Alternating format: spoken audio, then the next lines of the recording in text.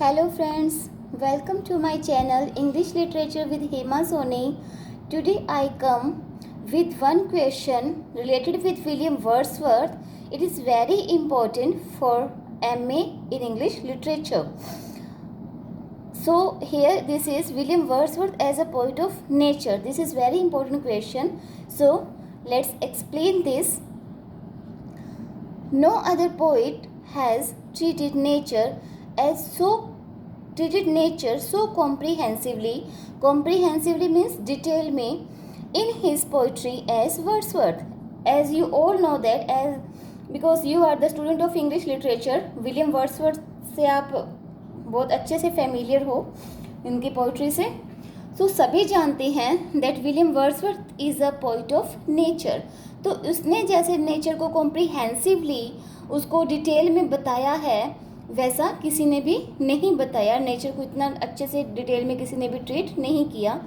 Through out his life he remained as a true interpreter of nature to humanity. अपनी पूरी life में, through out पूरी life में ही remained, वो बना रहा क्या? इंटरप्रीटर. इंटरप्रीटर होता है जो किसी चीज़ को इंटरप्रीट करके बताए, उसको एक्सप्लेन करके बताए. इंटरप्रीटर. तो ह्यूमैनिटी को नेचर, ह्यूमैनिटी के लिए उसने नेचर को इंटरप्रेट हमेशा अपनी लाइफ में किया है. Nature not only gave him the matter. Nature ने उसे सिर्फ मैटर नहीं दिया, अपनी पोइट्री लिखने के लिए मैटर नहीं दिया. Says Matthew Arnold but wrote his poems for him. This is very easy and very important quotation. Matthew Arnold ने कहा है कि नेचर ने जो है, nature not only gave him matter but wrote his poems for him. He became the worshipper of nature, her true priest and a revealer. Revealer means जो expose करे, reveal करे हमारे सामने किसी चीज़ को. Of her harmonies. Harmonies means sweetness of to his readers. तो वो he became, जो विलियम वर्ड्सवर्थ है वो क्या है? वो वर्शिपर ऑफ नेचर है, उसका ट्रू प्रिस्ट है. नेचर के जो हिडन जो एस्पेक्ट्स हैं उनको रिवील करता है. Of her harmonies. नेचर की हार्मोनी, स्वीटनेस को हमारे सामने, रीडर के सामने रिवील करता है. His essential attitudes towards nature remained that of a devout. Devout means who is devoted to his religion. Worshipper. Priest. Prostrating. Prostrating होता है किसी के सामने एकदम से ले डाउन हो जाना, बिछ जाना. मीन्स बहुत ज़्यादा उसमें बिलीव करना, उस पर ट्रस्ट करना. Before the sights and scenes of nature in the spirits of supplication. Supplication होता है प्रार्थना करना. रेवरेंस. रेवरेंस मीन्स किसी के लिए बहुत ज़्यादा श्रद्धा, विश्वास. And worship. तो इसमें वो क्या कहना चाहता है? His essential attitude. जो उसका असेंशियली एटीट्यूड है टुवर्ड्स द नेचर, वो कैसा है? That of a devote. Worshipper का है, जो पूरी तरह से डिवोटेड है अपने वर्शिप के लिए, नेचर के लिए. जो उसने अपना जो नेचर का जो वो वर्शिपर है उसके लिए डिवोटेड है. प्रोस्ट्रेटिंग. उसके आगे वो एकदम, नेचर के जो साइट और सीन है उसके आगे एकदम वो, जैसे हिंदी में यूज़ करें तो एकदम नतमस्तक हो जाना, एकदम बिछ जाता है of nature. In the spirit of supplication. अपने प्रे के लिए, अपनी प्रार्थना के लिए. एंड रेवरेंस, अपनी श्रद्धा में. एंड वर्शिप, अपनी पूजा में. His delight. Delight means happiness in nature was not confined to mere external manifestation of the varied charm of nature. उसका जो डिलाइट है, उसकी जो हैप्पीनेस है, वो सिर्फ उसके एक्सटर्नल मैनिफेस्टेशन तक नहीं है. But he represented nature as a mystical force capable of enlightening and ennobling of human soul and mind. लेकिन वो नेचर के एक मिस्टिकल फोर्स को भी रिप्रेजेंट करता है, जो फोर्स ह्यूमन सोल और माइंड को एनलाइटन करती है, उसे एनोबल करती है. मीन्स उसे सुप्रीम बनाती है या उसे बहुत ऊंचा स्थान देती है.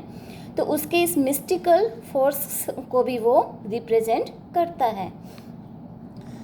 The predominantly means main spiritual note in Wordsworth's appreciation of nature was not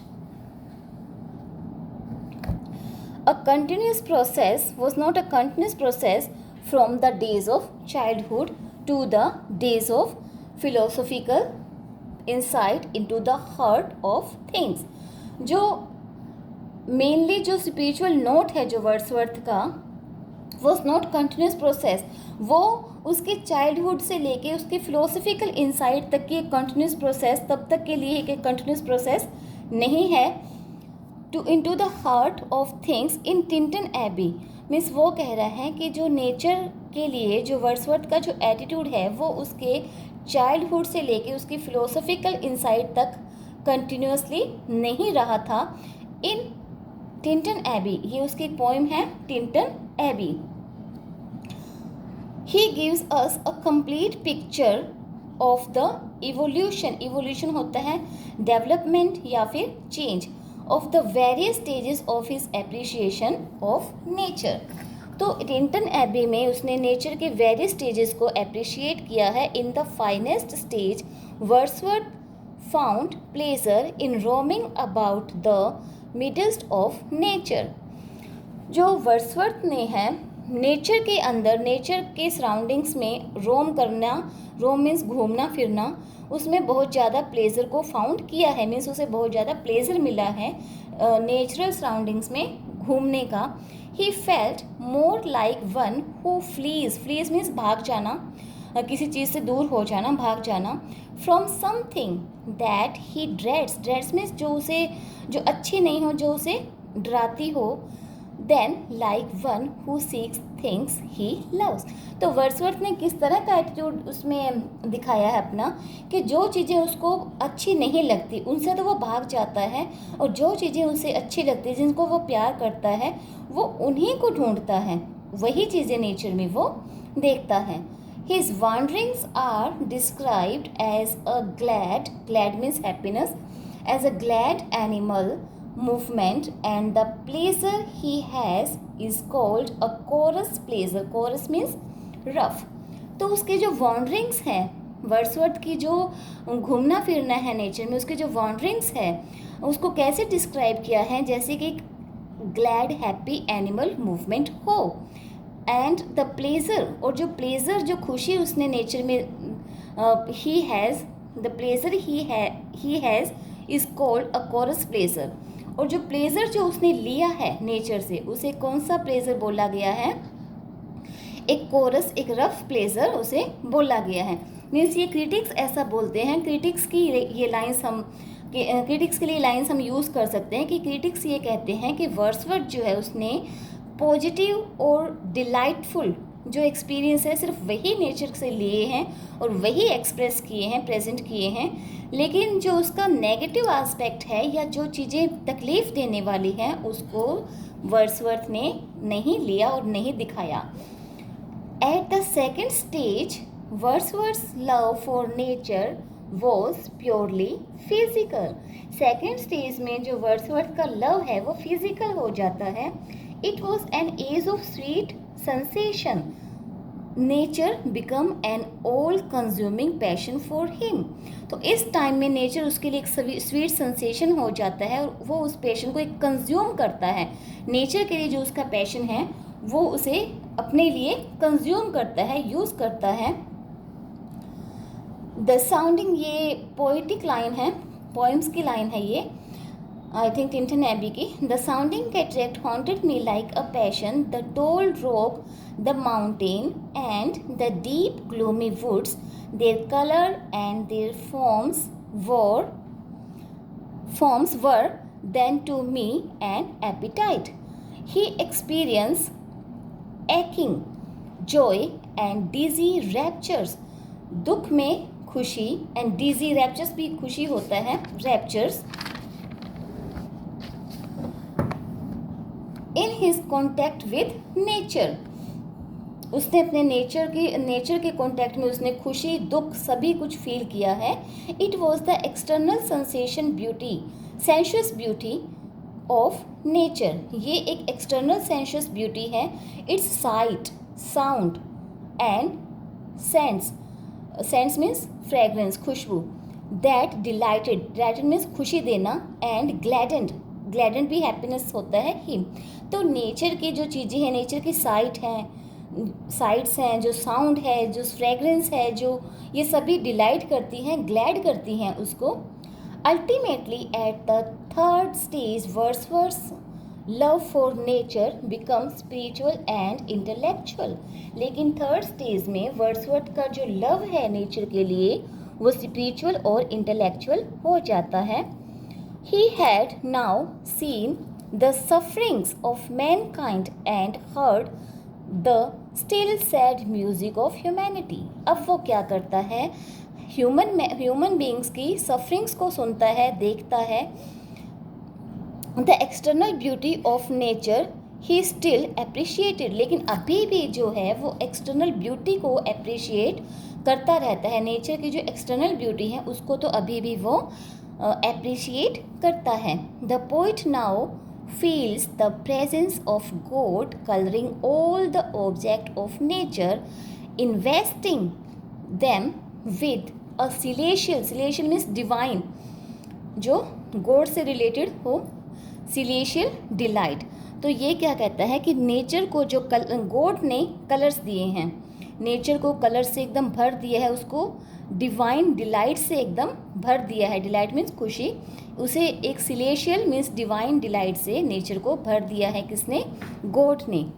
a fight that never was on sea on land. A light that never was on sea and on land. एक ऐसी light है nature में जो कि कहीं और नहीं देखी जा सकती, किसी सी या लैंड में नहीं देखी जा सकती.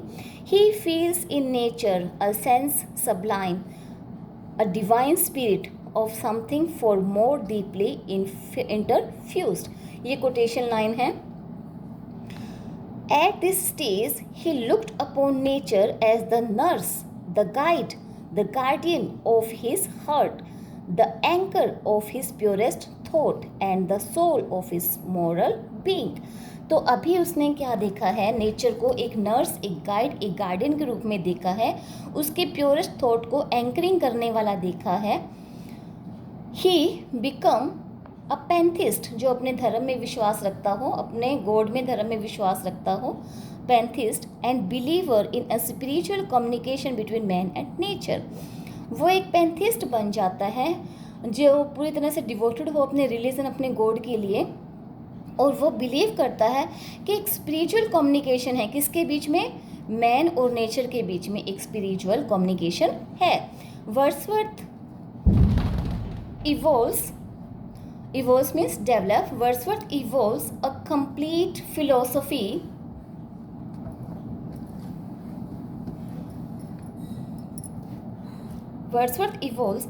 philosophy of nature in his poetry. There are four remarkable features of his creed. Creed means dharma. Feature of his creed of nature. First, Wordsworth is sensitive as a barometer to every subtle change in the world about him. तो Wordsworth जो है एक barometer होता है जो हवा के pressure को बताता है. तो जैसे कि थोड़ी सी भी हवा से जो बैरोमीटर में चेंज आता है उतना ही सेंसिटिव नेचर के सटल मीन्स बहुत लिटिल स्मॉल चेंजेस के लिए जो विलियम वर्ड्सवर्थ हो चुका है. मतलब जैसे ही नेचर के थोड़े से चेंजेस के लिए विलियम वर्ड्सवर्थ सेंसिटिव हो चुका है, और जैसे कि बैरोमीटर जो है हवा के चेंज को लेके सेंसिटिव रहता है. In the prelude is a poem. He compares himself to an alone harp. ये एक म्यूजिकल इंस्ट्रूमेंट है जो हवा से चलता है. Which answers with harmony to every touch of wind, जो कि विंड के टच से अपने आंसर, स्वीटनेस में अपने आंसर देता है, मतलब बजता है. There is hardly a sight or a sound from a violet to a mountain that is not presented in some beautiful way in Wordsworth poetry. कोई ऐसी चीज़ नहीं है जो वर्ड्सवर्थ ने अपनी पोइट्री में प्रेजेंट नहीं की हो। Secondly, of all the poets who have written nature, there is a name that compares with him in the truthfulness of his representation.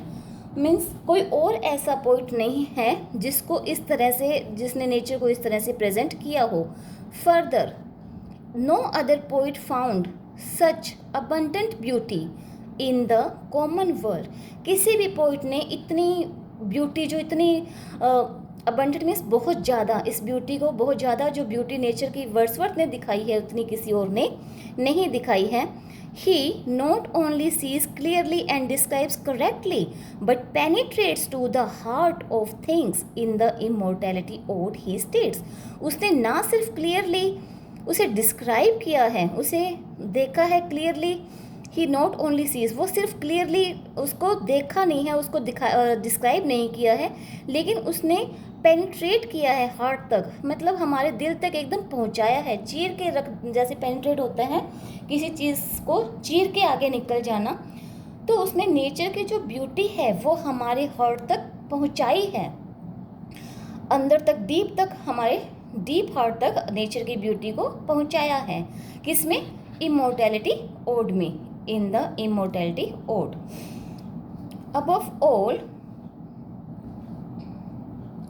Above all, Wordsworth's poetry act as a balm to the heart-stricken, means दिल से दुखी, by the materialistic tendency of the world.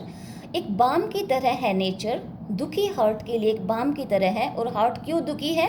Materialistic tendency of the world की जो materialistic tendencies हैं उनसे जो हमारा heart जो है वो पेनफुल है, जिसके लिए नेचर ने एक बाम का जो है बाम की तरह नेचर को यूज़ किया गया है। मीन्स वो कहता है कि नेचर में एक हीलिंग पावर है जो हमारी तकलीफ को दूर करती है। His poetry is characterised by a remarkable healing power. Nature for Wordsworth is indeed a store of beauty. Wordsworth के लिए नेचर है एक store of beauty. His heart lives up with ecstatic delight, means बहुत ज़्यादा, ecstatic means बहुत ज़्यादा delight. When he beholds means sees, देखता है, the rainbow in the sky, उसका हार्ट जो है बहुत खुशी से भर जाता है जब वो स्काई में रेनबो को देखता है। When he recalls the daffodils, जब वो डैफोडिल्स को याद करता है, हिज हार्ट फिल्स विद प्लेजर, उसका हार्ट जो है प्लेजर से भर जाता है, and dances with the daffodils. Wordsworth's attitude to the nature can be clearly differentiated from that of the other great poets of nature. Wordsworth जो है, जो दूसरे ग्रेट पोइट हैं नेचर के, उनसे कम्प्लीटली डिफरेंट एटीट्यूड रखता है नेचर के लिए। He did not prefer the wild and stormy aspects of nature. वो वाइल्ड और स्टोमी एस्पेक्ट को नहीं देखता है, प्रेफर नहीं करता है ऑफ नेचर लाइक बायरन, जैसे कि बायरन ने किया था। The shifting and changeful aspect of nature like शैली, जैसे शैली ने नेचर के शिफ्टिंग और चेंजफुल एस्पेक्ट दिखाए हैं वैसे वर्ड्सवर्थ नहीं दिखाता।